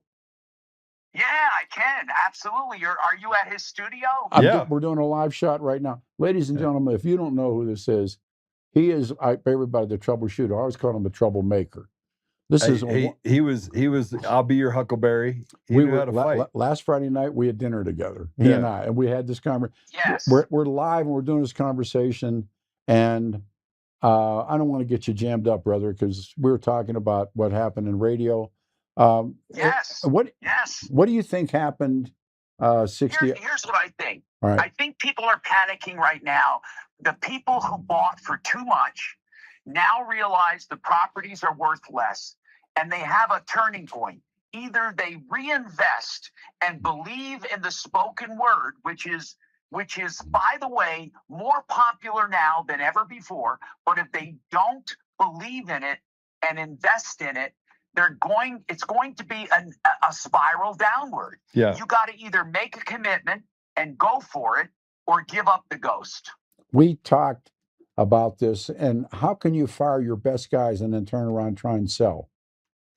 Well, what do you sell? You have to have content to sell. You have to have an audience to sell. You can't just throw anything up there and do it. They think money is fungible, meaning that, and I'm saying true. All of them, all of the broadcasters believe that money will be there, and then they just cheapen the product and increase the spread. But it doesn't work that way. You have to have a quality product. Tommy, when I got zipped for what I did and I was your lead, how much money did you and I make them together for 18, 19? 70% of their revenue. Me and Tom. Yeah, I mean, this is 70%. why. I mean, hey, Tom, this is why I called you before we got on the show. We got some exciting stuff we want to talk to you about. I'm not sure I want to tell everybody on the show what we're doing yet. No mouse. You talk to me whenever. You know what? I'm up for disrupting again. I mean, I've been a disruptor my whole life. I've never given up, and I'm not going to give up the spoken word. We have too much to offer. It's my boy. We showed him, didn't we, Tom? Didn't we show him? I'm telling. We'll do it again, Peter. Peter, listen. First of all, this idea of retirement is bullshit. People want to be viable. My boy. People want to do things. We have a lot to say. People need an outlet. This idea of not having phone calls or not having people need an outlet, a live, real outlet. I agree. That's why I put the comments up so I can read some of what people are saying as they talk through things. And by the way, Jeff, I just want to be clear that I'm the one that got rid of the spam one on there on Rumble. Tommy, we'll call you when the gig's over. We'll call you when we're done. We'll join Carl in a second. that. All right, close. All right, brother. Love you, man. See you. Bye. Bye. There he is. He's a legend too. And Tom Martino is he used to eviscerate. Look, if you owned a business and you didn't take care of people, he would call you up on the air, jack you, and he would jack your business to death. People's for fear of him. I used to threaten people with him. I did. I said, "You want to hear from Tom Martino?" No. And I went on the air at 5. I'd come in the studio 3 o'clock, 3:30 in the morning. The phone would ring, and I'd answer it, and the voice would say, "Can I talk to Tom?" I said, "Put you on hold." And said, wait, and he'd help single moms. He would take it to the mat. Well, like he believed it. He still does, and he does. He's with Stephanie now, and we were all together. I mean, all right. So just so everyone's aware, we have what I consider the NFL team of players that over the last couple of days has come together. And let's see. And Peter and I were talking about this literally a couple of days ago, and he's like, "I haven't been this excited, since I had my first date." And even then, but I want to plug Patrick right now. I want to plug Patrick real quick because then I want to talk about some of the other things that are happening in the thing. We have a studio. We'll do commercials for companies, and we're really good at it. I mean, we have PepsiCo. We got big corporations that use our services. But I got to say this about Patrick. Patrick is a stud. And one of them said, "Hey, we need some talent to come out for this shoot for an internet company." And so I was like, Patrick's like, "Hey, Joe, I'm going to go do this thing and shoot this commercial." Now, you met Patrick, and Patrick he fills in for me on the show. I told him some of my worst jokes, and he howled. Yeah. He did. So get it ready. Get it's in the thing. So make sure you get it ready. Tell me when you got that ready. Okay. So he did this commercial, and we've done incredible commercials. Like we've done a lot of great stuff, but nothing like this. Watch. Nothing like this. It's the best commercial we've ever done. Right. Bar none, best commercial we've ever done. And Patrick is the star to the now, and I heard he only had to do it one first take. Cold read. Is that true, Patrick? 1 take or 2 takes? You get a first take, you're good. All right. Yeah, not quickly. Anyway, it's uncommon. It's like being live all the time. People say, "Oh, they record their show and then they put it out there." Being live is different. Yeah. It takes a different animal. Not everybody can do it. Oh. Are you got it ready? All right, let's watch this commercial. This is our main man, Patrick. It's me, Tommy Midway, your personal internet attorney. Have you ever personally been victimized by big internet? Then call me. I'll help you get justice. and switch to Live Oak Fiber. My Wi-Fi stopped working and all Big Internet gave me was a bundle. They just gave me a mobile phone line. Black bundle phone lines? We don't do that here. I'll help you switch to Live Oak Fiber and get the internet you deserve. Go to liveoakfiber.com and switch today. I eat Big Internet for breakfast. That's good. Isn't that great? It's more than good. Oh man, it's so good. Yeah. But my boy, plug the team. Yeah. So I'll just tell you right now that if you need help, actually, for fear of the radical left saying stuff, just send a text or an email to joe@untamednation.com. I will tell you that the clients that we do, even like the stuff we do for Pepsi, Pepsi has to use, in most cases, they have to use union talent to write their commercials. So they'll spend $5 million on a commercial. We'll do a full shoot. You walked it in. Yeah. I mean, this was, you should see some of the other stuff we've done. It's pretty amazing. Anyway, I had to pluck Patrick because, they great work. I don't know. We're coming up on time. I got to tell you what this place is, and I've been here twice. This is border radio. It really is. This is the stuff of legend it will be. Yeah. There was a concept that was called border radio, and it was where Wolfman Jack, we were talking about it, but Bob and I, my mentor, Bob Lee and I, Johnny Rodriguez, and I'm a David Allan Coe fan, and David Allan Coe just passed away. And David Allan Coe had a song about country DJs and being in a bar and cowboys and hippies and everything. But he has a line in the song that says, long before, he said, Johnny Cash helped me get out of prison, long before Rodriguez stole the goats. And everybody was stumped at it. And me and the old man, we meet John. And Johnny Rodriguez is in jail for stealing goats. Yeah, this is a true story. And Johnny Cash is playing, and the sheriff went, and Johnny's singing in the cell, and Johnny Cash the sheriff goes over and says, you gotta hear this kid sing. And Johnny Cash comes over, and Johnny Rodriguez is singing, and it gets him out of jail. So the line in the song is, Johnny Cash helped me get out of prison, and he was in Ohio in a penitentiary, long before Rodriguez, and as a song, as the line goes. So we're doing a show, and you'd have loved them. And we were talking about Tex-Mex border towns and the radios and stuff. And I said, John, what was the toughest bar you ever worked? And he said, I named someplace. And he said, this guy said to me, and he said, he said, John, he said, you got a gun. John said, no. Guy said, well, you better take this one. And that made the whole, Joe, you got a gun. No, you better take this one. And this is the chance. Yeah, I think that we're in that place where we could build something pretty spectacular. And I was onto that when I was building the Frank Speech Network, right? We'll get them. And so we're going to do something pretty crazy. You guys are going to be pretty excited about it, and just think big, because it's going to be really big. Really? And we're going to have, that I heard somebody say that they don't pay for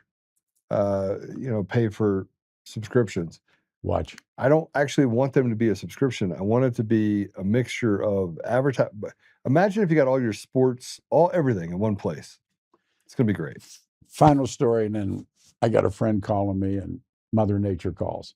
So you remember, and you won't remember, but people that are my age will remember, Chevrolet would do a commercial, and on top of a pinnacle, a mountain, they would have a woman in a prom dress and a Chevy convertible with the top down. Yeah. And the helicopter would go around and shoot it. And the woman in the commercial is always called the promise. The promise is, you buy the car, you get her. That's right. Which is nebulous, but it's called the promise. And so the old man told me the story. And so somebody came up with an idea about, well, we will release a condor, and the condor will soar around while they're shooting it. Well, they get this condor, and they got him up in the helicopter, and everybody's set to go, prom dress, car, and everything. And the voice says, release the condor. The condor could not fly. It was raised. Oh my gosh. No, for two. And a condor does right by everybody. And so there's a gag line that came out of the 50s and early 60s in advertising. And you and I are going to use it. When everything would F up, somebody in the background would yell, "Release the condor." And they knew. We're going to release the condor. We're going to release the condor. We're going to release the condor. On the Venom, on the Viper. On the Viper. Thank you. It's going to be pretty spectacular. Well, I'm going to let Peter go do his stuff. I'm going to talk a little bit about President Trump, then we're going to wrap up. Peter, thanks for being on with me. No, I owe you. It's awesome. And this guy, and your team is the best. They are the best. Oh, yeah. And these guys are like anywhere else they'd be in jail. I think that's a compliment. Yes, it is. I'm pretty sure. Anywhere pretty sure. Else? Guys, I'm pretty sure that's a compliment that you're not in jail. Yeah. Because you're hanging out with Joe. Somebody come in and get me out of this harness, and I'll turn it over to you because we'll talk. But I got 10 phone calls I got to make. Guys are all right. Climbing on. So I'm gonna spend the next 10, 15 minutes. I'll talk to you when I get done with the show. All right. But I'm gonna kind of switch off here a little bit because we started talking about elections. It got pretty hot because I'm always right, and Peter knows I'm right. So as he's walking out the door, giving me the finger. When I got sent that post last night, when I got sent that video from Benny last night, I've been pretty vocal.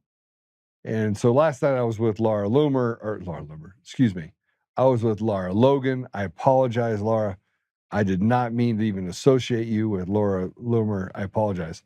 And Tina Peters, and we had dinner, and I was with Apollo and Hibbins and James and Brenda, and we just had this amazing get together last night. And Jira, Joe is right again. I'm typically right. But last night, I saw the conflicts that can occur on our own side, and elections is one of those sides, one of those things. See, people want to believe that elections are not fraudulent. Matter of fact, they can't even imagine what it would take to build a system, let alone how do you dismantle it and make it so that you can actually steal elections. But a lawyer sent me the email or sent me the message last night. It said, "Joe, this one shook me to the core. I need you to watch this." It was the Benny show. And so I watched it, and I came back and I said, there's a general fear of not saying my name. And that's how I knew that Benny, for the large part, had to be associated with, he had to be associated with some sort of intelligence, right? And just how he came out of nowhere and what he did. And there's a feeling, there's something out there that's like this friction that gets created on Joe Oltmann. It is. I just said it to Peter. Dominion voting system did not sue me. Why? Like, I should have been the first person out the gate that they sued. The first person. Not Eric Coomer suing me, but Dominion voting systems should have, on January 7th, 2021, they should have gone to drop the boom down on me. I mean, it should have been an easy conversation. It should have been so easy for them to decide to sue Joe Oltmann if they were right. So why in the world did Dominion voting systems decide not to sue me? I would sue me if that person was lying about me. I would sue me, but they didn't sue me. They sued a guy like Mike Lindell, who, God love him, he's screaming from the highest building, election fraud, burn down the machines. He's saying the quiet part out loud. Most people know this. Most people understand that the elections are stolen. Anyone that's smart understands that the elections are fraudulent across the board. And that all the stuff we have are not anomalies.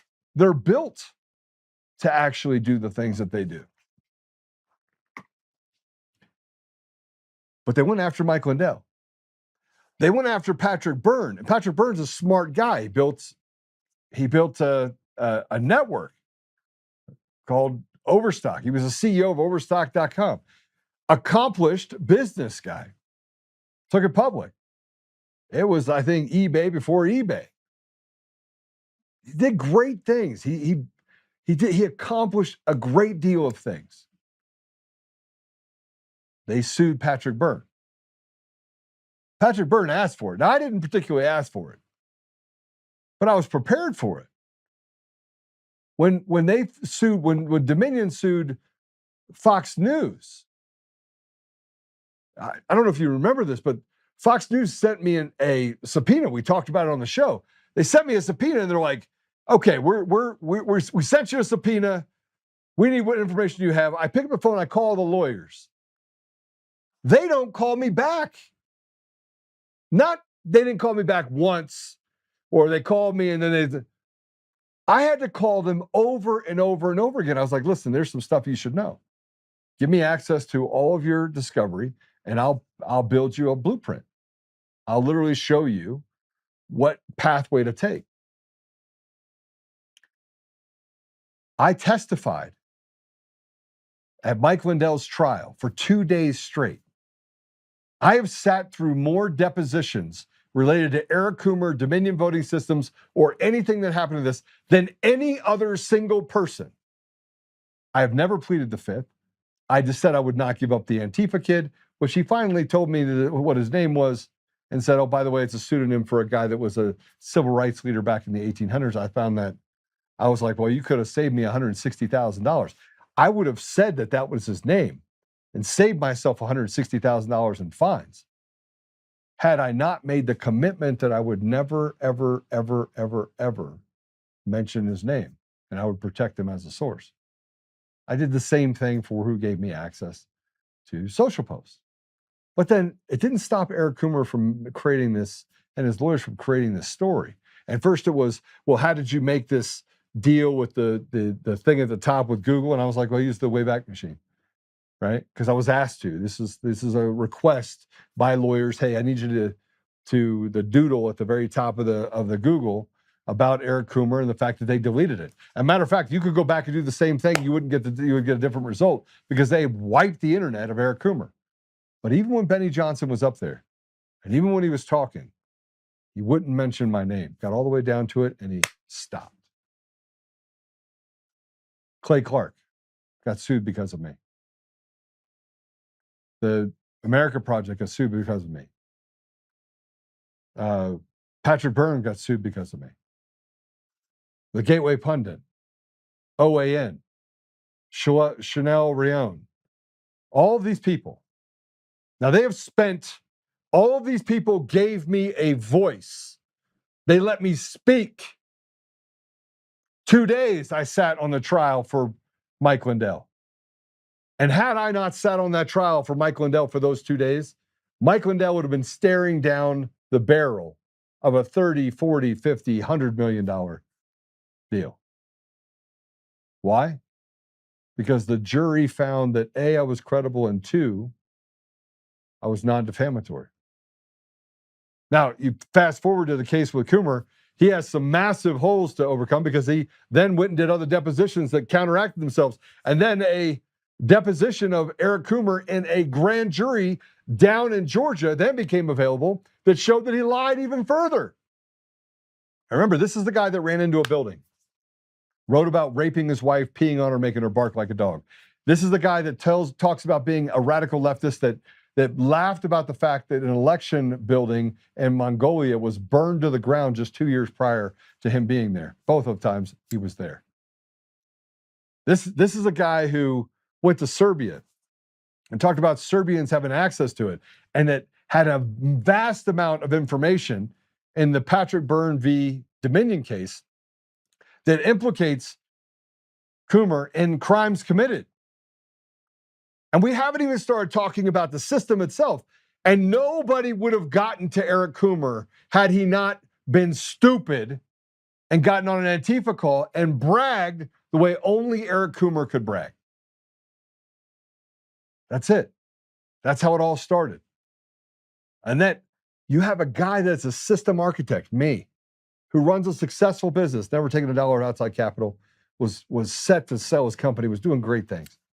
And they're like, this guy, Joe Oltmann, he's a loose cannon. That's a nice way to talk about me.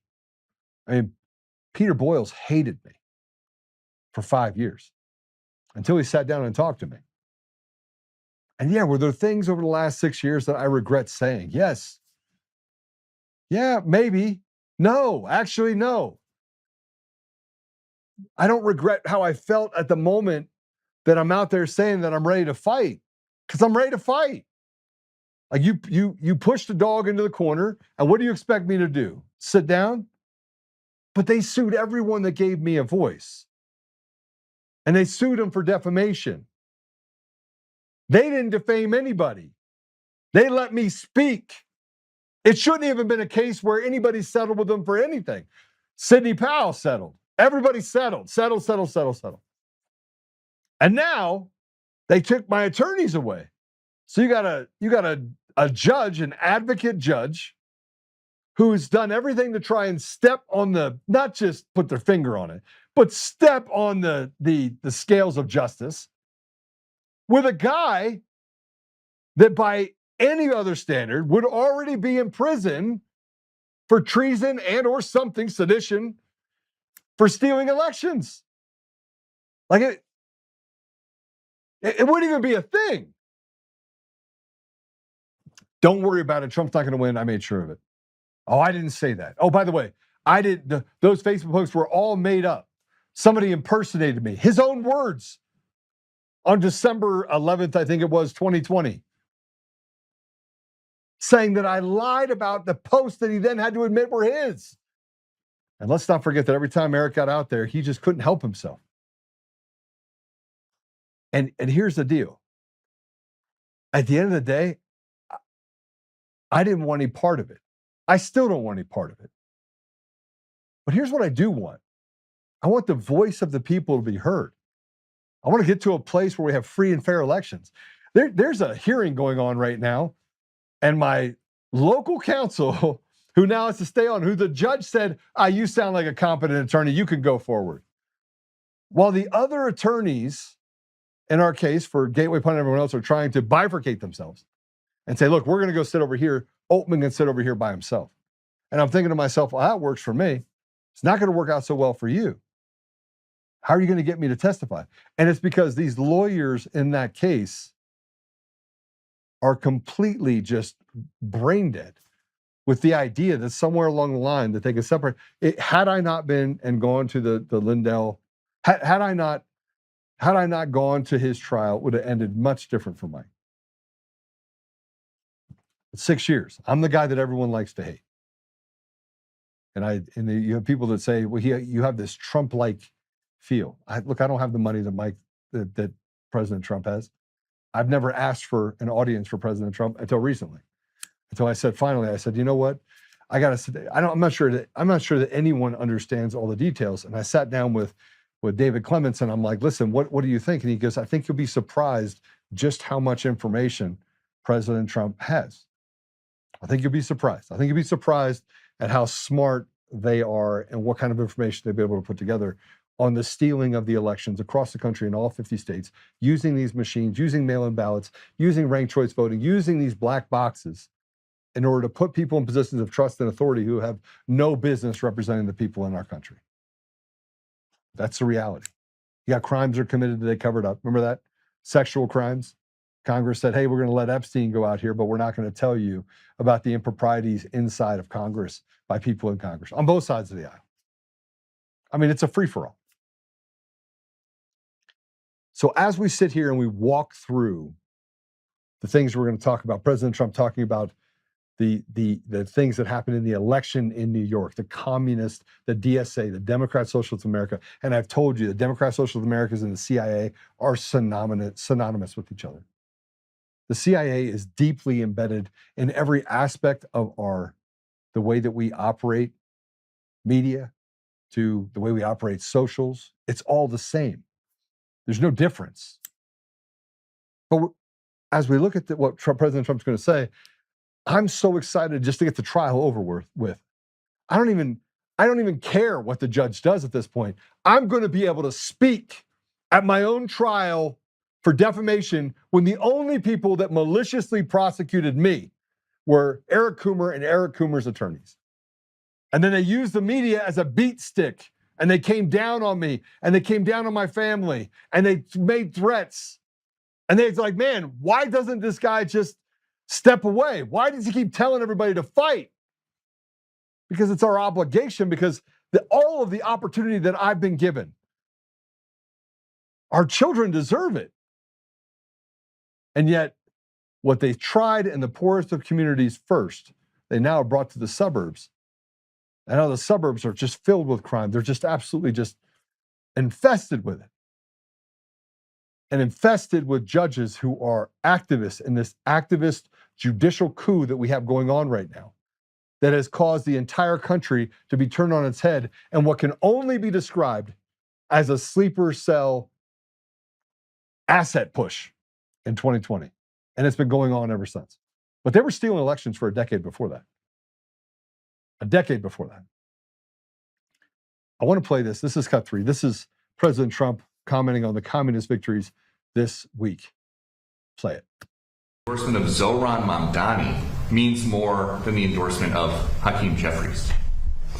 Well, they're going radical left. They're going really, you talk about the Democrat socialists. It's really communist. These people. I watched that woman last night. That's not a socialist. I know socialists. That woman is a communist. And what they don't say is that I was 16-0 last night. But mine were a little more boring, a little more mainstream. They were Republican conservatives, but we were 16-0.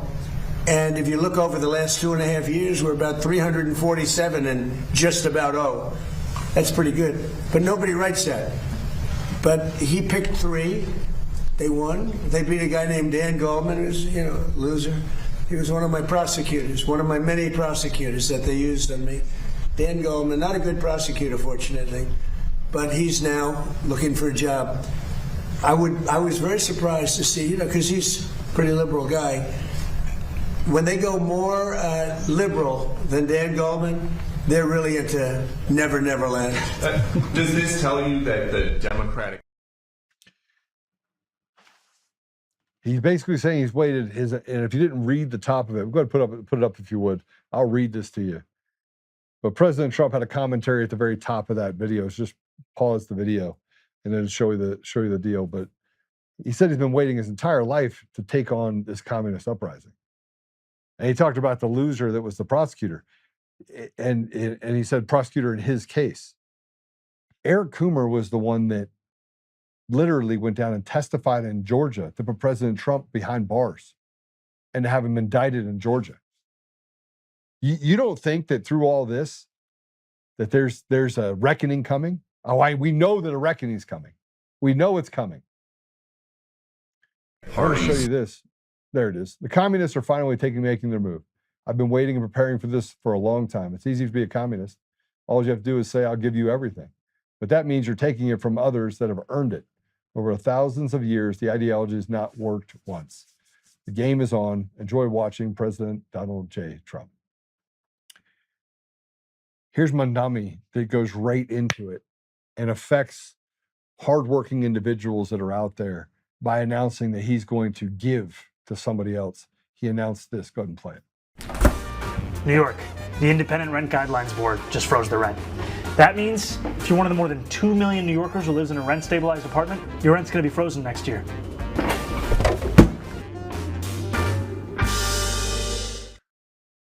You have to go up, guys. All right. So how do the landlords keep up with the maintenance, the taxes, all the other stuff?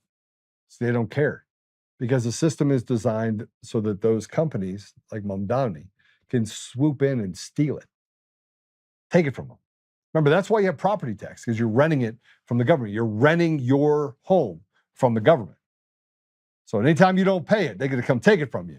They don't care what kind of mortgage you have on it. They don't care what kind of upkeep. They don't care what you have to do in order to maintain that building.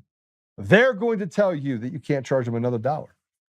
And on top of not being able to charge them another dollar, if you don't pay your obligations to us, we'll come take it from you. They want to bankrupt the property owners and seize control of the property. That's not America. That's basically, again, foreign and domestic interests that are just retards and evil demons that are basically trying to take the best of what America has worked for generations. Go ahead and play it. Through our new citywide campaign, Fix the City, we will focus on the worst landlords in New York City. When necessary, we will take aggressive legal action to remove negligent owners and property managers. And for buildings that have suffered chronic neglect, we will work to transfer ownership to responsible stewards.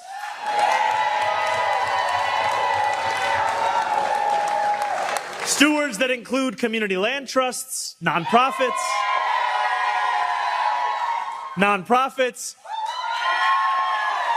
or even the tenants themselves.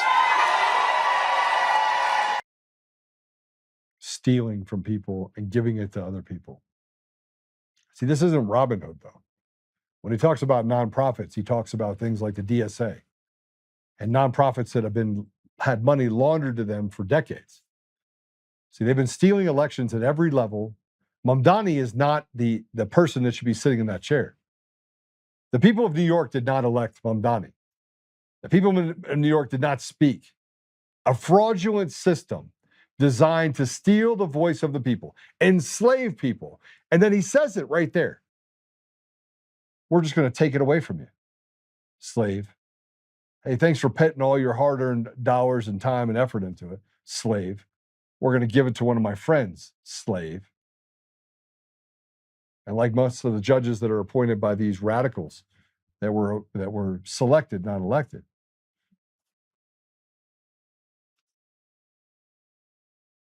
the judges are going to just do the bidding of these people in order to steal what is left of the American dream.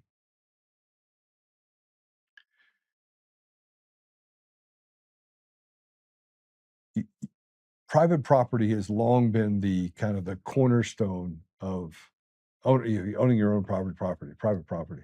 And they keep raising the VIG on the property until now. It's more than what the property sold for when they were built, just in property tax.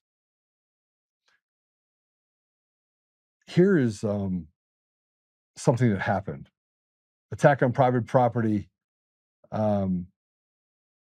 They don't respect the Constitution. They don't respect the Supreme Court. So here's a Democrat rep, Delia Ramirez, a Democrat from Illinois, talking about a SCOTUS decision that just came down. Let's go and play it. Trump's loyalists in the Supreme Court have joined forces with him to deny immigrants internationally recognized human rights and advance an authoritarian white supremacist agenda here at home. And friends, it is shameful what the Supreme Court did today. The Supreme Court's decision puts more than 350,000 TPS holders at risk of deportation. Their TPS will be terminated not because of the conditions that made immigrants seek refuge in our country have changed in any way. It's because they do not fit Trump and Miller's idea of who deserves to be safe, who has the right to dignity, and who gets to be an American. You and I know that is unacceptable. She's not an American, just so we're clear. Yeah, these are people that came here and said, give me, give me, give me, give me, give me. And the system was designed to create friction between Americans and people that want to assimilate here by giving and putting people above the law. The idea that someone is illegal makes that they're above the law because they're breaking a law to be here, and you're saying that they get the exception while they push down and they persecute the average American. As Americans, we deserve the right to feel safe in our own country. We deserve to have free and fair elections. We deserve to have property by which it is unencumbered and that the government can't swoop in and just take it from us. We deserve to keep more meat on the bone than they take off the bone for themselves. We deserve to not have to pay 56 cents on every dollar, be regulated into the ground, and told that, by the way, slave, you don't own your business because we get to tell you who you can hire and fire and what you can do inside of your business. That's not a free market. That's a slave trade. And that, in essence, is where we are.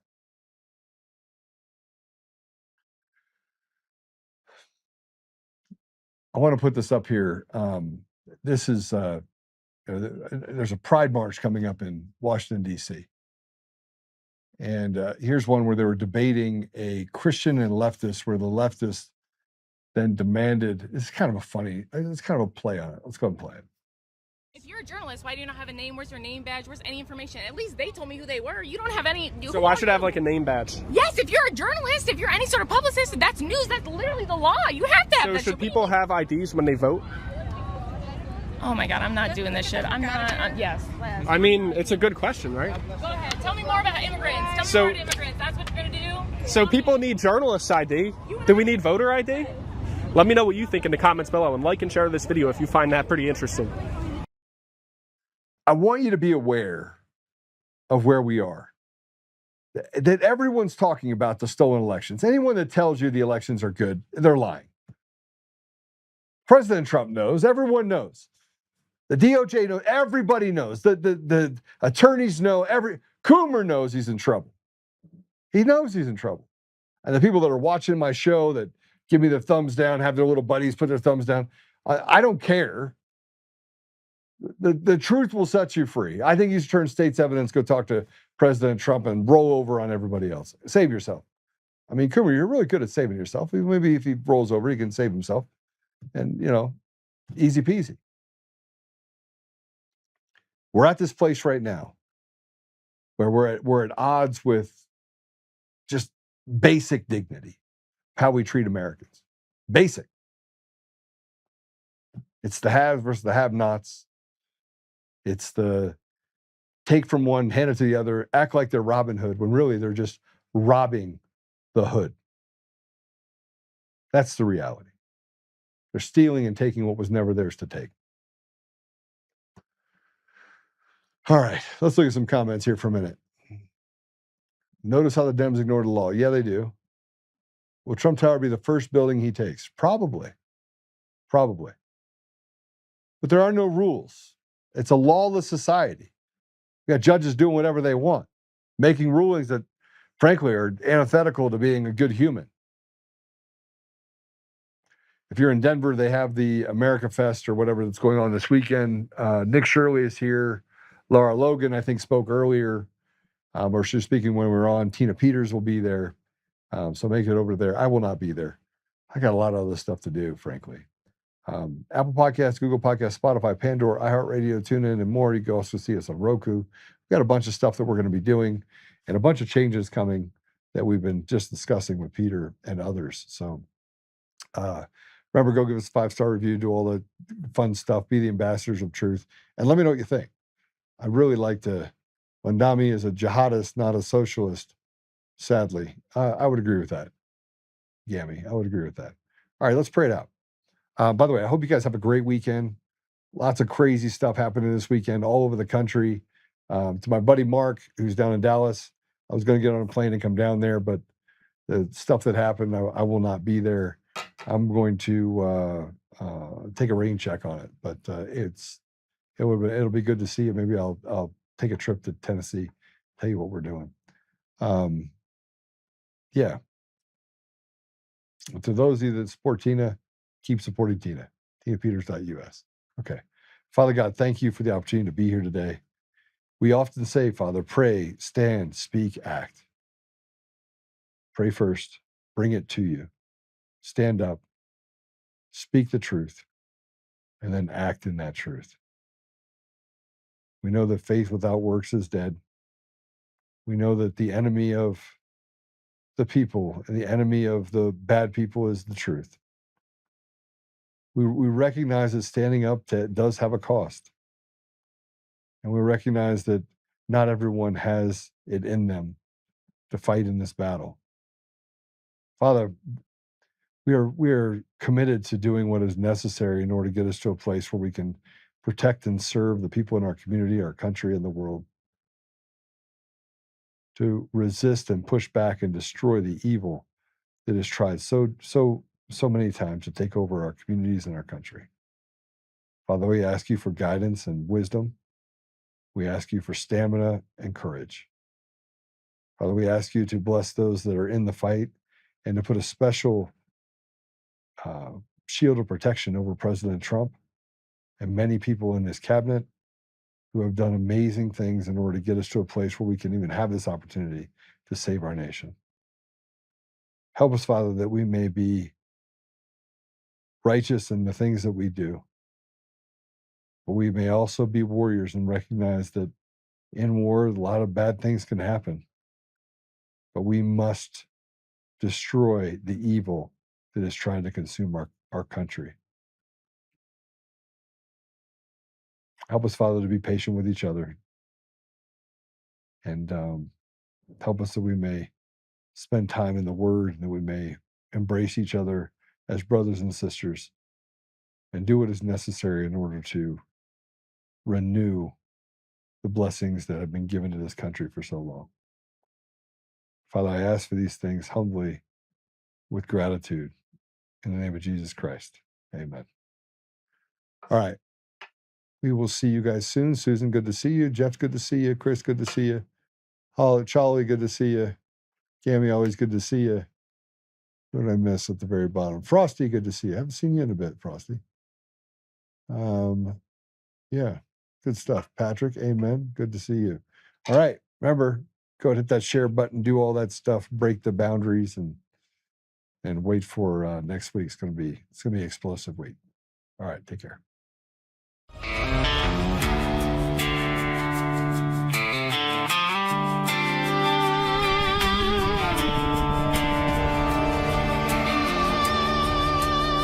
Rise up untamed, in the heart of the fire where the wild ones roam. Joe Oltmann's calling, bringing truth back home. From conservative daily to this untamed fire, we shatter the silence, lifting spirits higher. No chains can hold us, no lies can prevail.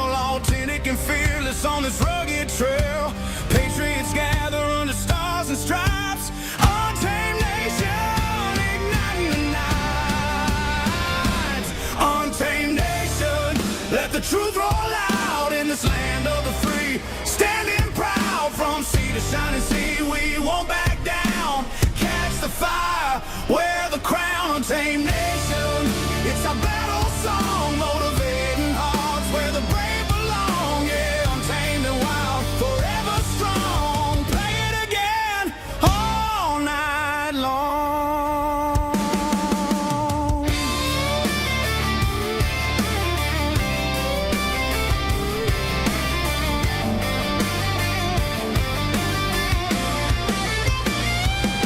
Break the mold, chase the real, no more games, time to heal. Joe's voice leads the untamed crew.